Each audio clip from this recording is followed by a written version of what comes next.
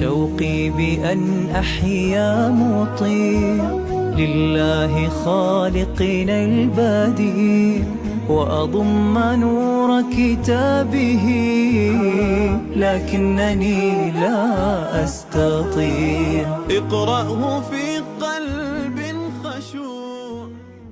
بسم الله الرحمن الرحيم. السلام عليكم ورحمة الله وبركاته.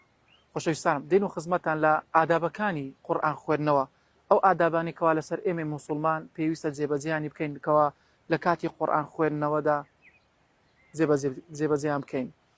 عەبدولکەریم بەکار یەکێکە لەو بیرمەندە ئیسلامیانە دەڵێت زۆربەی وڵاتان خەریکی ئەوەن کەوا مەداریس و مەکتەب دروست دەکەن بۆ لەبەرکردنی قورئان، بەڵام کەم وایە زیاتر بە ئیهتیمام بە تێگەیشتنی قورئان بکەن و هەروە کۆمەڵگایەک دروست بکەن کەوا ئیش لەسەر قورئاندا بکات و هەروەها قورئان جێبەجێ بکەن.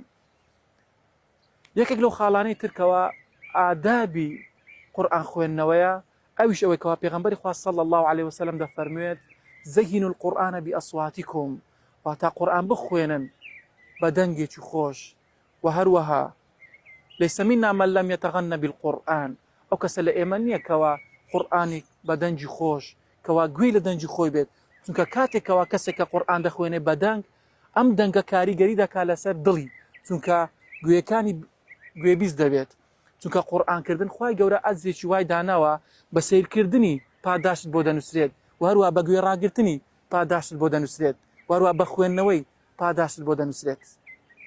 بۆیە پێویستە کاتێکەوە قورئان دەخوێنیت بە دەنگ قورئان بخوێنیت بۆ ئەوەی گوێت لێبێت، بۆ ئەوەی کاریگەری لەسەر دڵتدا دروست بکات. پێغەمبەری خوا صلی الله عليه وسلم ڕۆژێکیان بە عەبدوڵای کوڕی مەسعود دەڵێ قورئانم بۆ بخوێنە. عەبدوڵای کوڕی مەسعود پێی دەفەرمێ ئەی پێغەمبەری خوا صلی الله عليه وسلم من قورئان بخوێنم لە کاتێکدا ئەم قورئانە بۆ تۆ دابەزیوە؟ پێغەمبەری خوا صلی الله عليه وسلم دەفەرمێت بەڵێ حەز دەکەم لە غێری خۆمەوە گوێم لە قورئان بێت.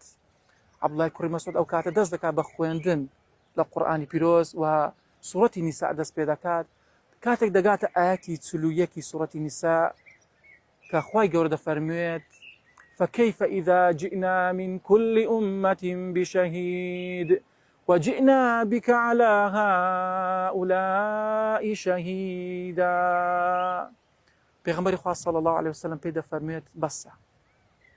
وا دیارە کاتێککە عەبدوڵای کوڕی مەسعود ئاوڕداتەوە و دەیبینێت فرمێسک لە چاوانی پێغەمبەری خوا صلی الله عليه وسلم دێتە خوارەوە، کەواتە هەر کاتێکەوە قورئانت بە دەنگ خوێند کاریگەری لەسەر دڵ دروست دەکات.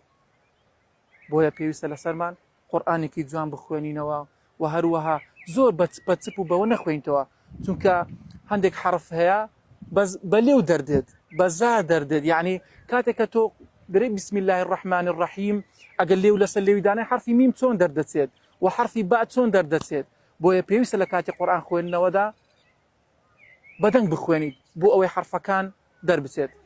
السلام عليكم ورحمة الله وبركاته حتى أذوق حلاوته ليكون لي يوما شفيع لكنني لا أستطيع. رتله في فكر عميق واقرأه في قلب